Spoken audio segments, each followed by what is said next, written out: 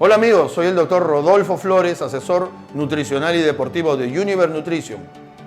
El día de hoy vamos a comentar, hablar, darles a conocer algunos tips para disminuir la grasa corporal, para disminuir medidas y peso, sobre todo en esta época donde uno viste ropa ligera, va a la playa, está en el gimnasio y quiere lucir de la mejor manera su cuerpo, su figura.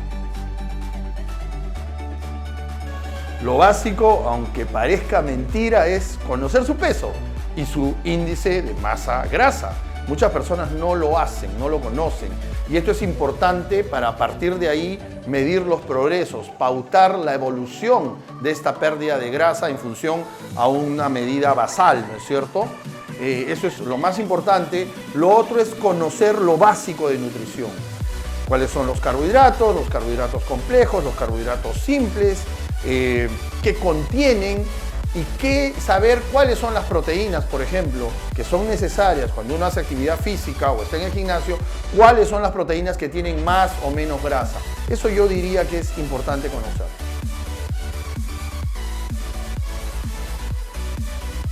Los azúcares refinados o los azúcares simples.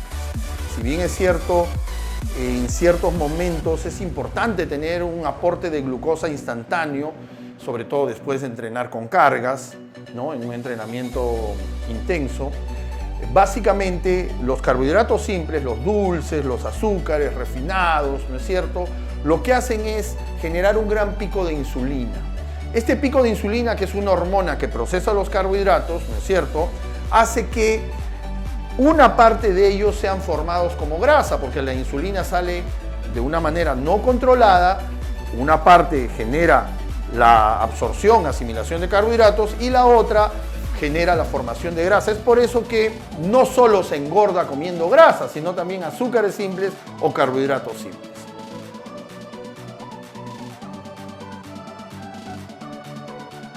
Principalmente, si hablamos de proteínas, aquellas que tengan la menor cantidad de grasa, o sea, que sean magras. Por ejemplo, pollo, en este caso la pechuga, pescados, sobre todo aquellos que no tienen mucha grasa. Hay que considerar que puede que la proteína esté sin grasa, pero que sea frita. Entonces ahí pierde las características de lo que nosotros deseamos, ¿no es cierto?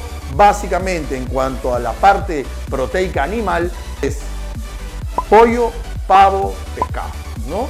Eso es lo principal. En cuanto a los carbohidratos, hay que comer aquellos que sean de absorción sostenida, que no den picos de insulina importantes, por ejemplo el camote, que es un carbohidrato de los tubérculos, el avena, el trigo, ¿no?, el maíz, son carbohidratos que nos dan reserva energética sin el riesgo, obviamente si no se consumen en demasía, de formar grasa corporal. Y todo lo que son fibras. Hay que recordar que la fibra no solo ayuda a un buen funcionamiento del sistema digestivo, sino que la fibra ayuda a no engordar. ¿De qué manera? Evita justamente que haya excesos en cuanto a la absorción de nutrientes, como los carbohidratos, para que estos sean procesados en forma de grasa. Entonces, la fibra es fundamental y es algo que se olvida mucho. ¿Cómo consumir la fibra? Hay alimentos de por sí fibrosos, como la avena, pero también hay elementos fibrosos por su naturaleza, como los vegetales, como algunas frutas, por ejemplo, que tienen poco azúcar,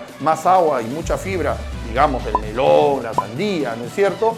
Y las fibras, como puede ser el salvado de trigo, que puede ser añadido a algunas comidas.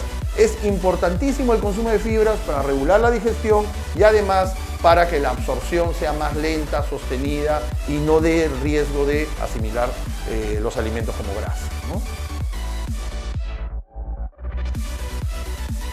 Hay que hablar siempre en el contexto de lo que nosotros enfocamos en Universe Nutrition, que es la parte de actividad física, la parte deportiva, ¿no? Entonces, toda persona que hace actividad física, que esté en un gimnasio o hace algún deporte, va a generar de por sí estrés, necesidad proteica, necesidad energética. El hacer dieta concomitantemente o junto con ello siempre trae el riesgo de perder masa muscular.